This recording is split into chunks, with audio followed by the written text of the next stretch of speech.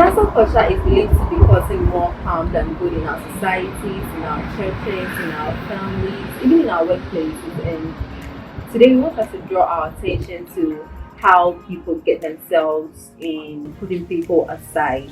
Alright. I know in Ghana most people don't really talk about cancel culture, but it's something that goes on here, and I want us to all think about it and know how to act next time when we are relating to other people or dealing with them, with the things that they have done wrongly.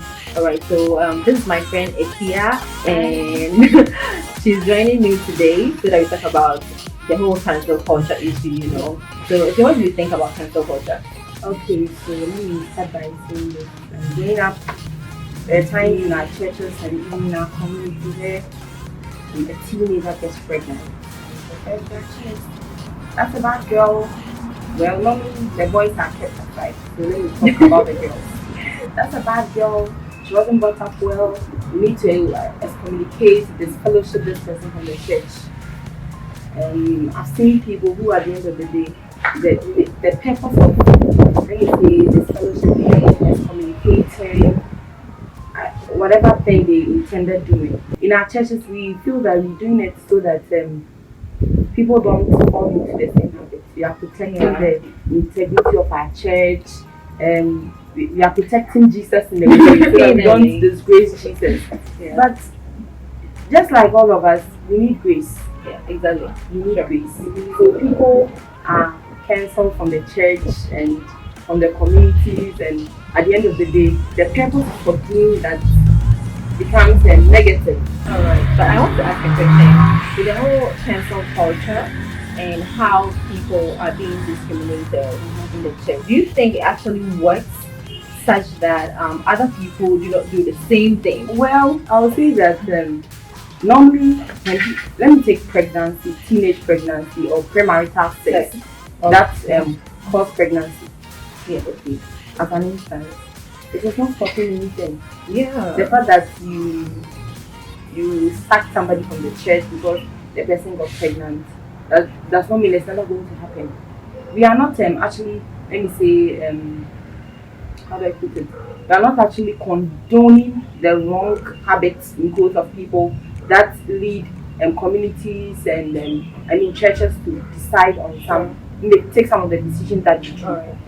We are only saying that the way and manner in which these things are handled will not turn out well. I mean, people do other stuff, but the issue is when your issue comes up, then you become the devil. Yeah, exactly. And then you are cancelled from the church, from your family. Oh, you are the black sheep in the family because you did this, you did that. Wrong is wrong, irrespective of who is committing it. I mean, how it's done. We should condemn the act, but not the human being. I did something wrong. Tell me, so you did A, B, C, D. It's not right. I mean, but you don't condemn me. You're a bad girl. You are going to hell. What you've done is, I mean, sometimes it's just too much. Yeah, I think that's when speaking the truth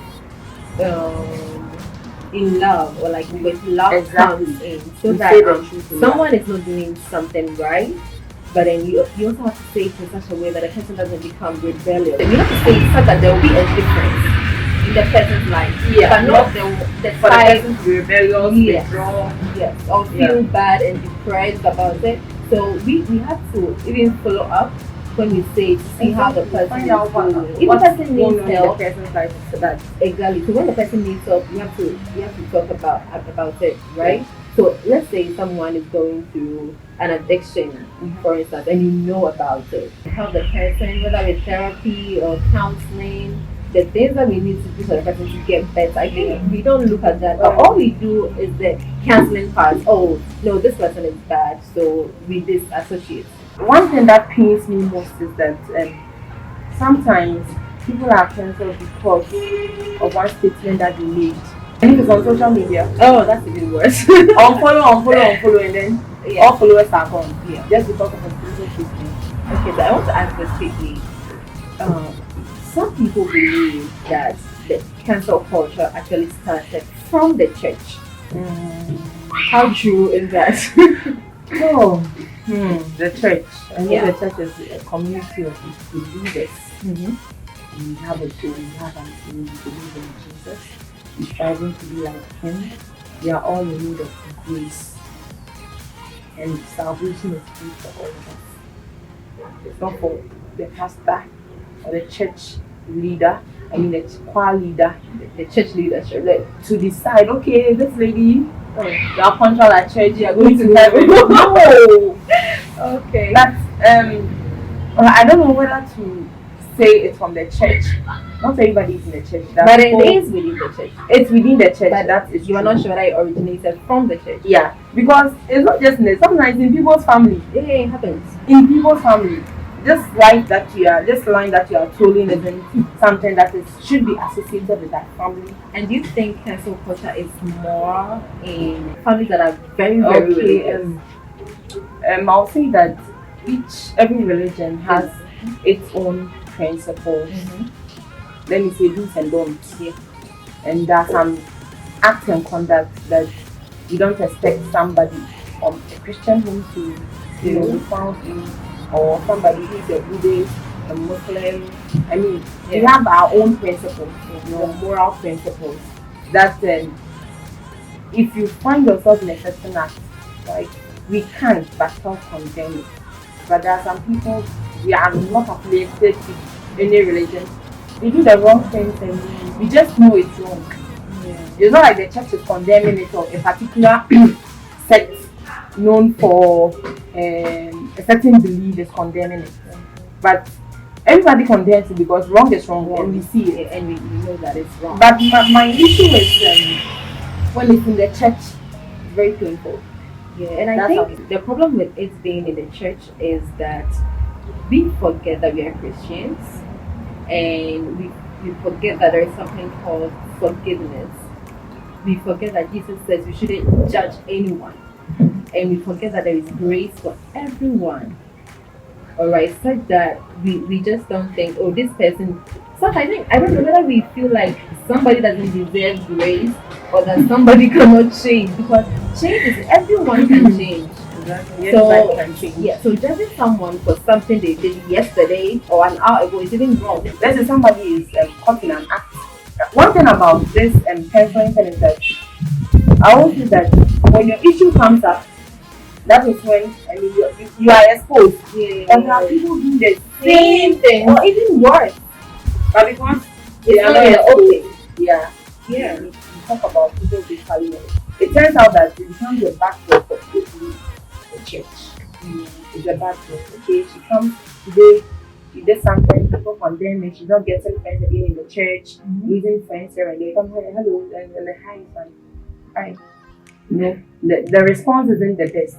The person comes to church week 2, I feel I'm not wanted in the church. Then they start leaving. By the time you realize they're no longer in the church again. And it's painful when people are cancelled because of what other people heard from somewhere. Yeah. That is really painful. Find out. If I've heard that and then okay, oh, so she actually did that, then that's it. We should rather find out, and as much as we can, we should support those people. When all other people are putting them out, that's the time we all need people, and let's not forget that salvation is free, and it is not in our power to determine who should be given grace or who should not be given grace. Grace is there for everybody.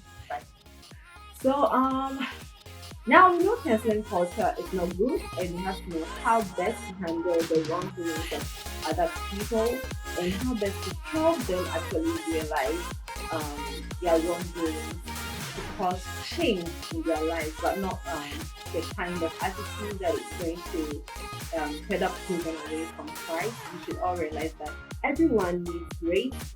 Everyone can have grace because it's free for all, and Jesus loves all of us, each and every one of us. So when anyone falls, please be careful of how you respond or react to the situation.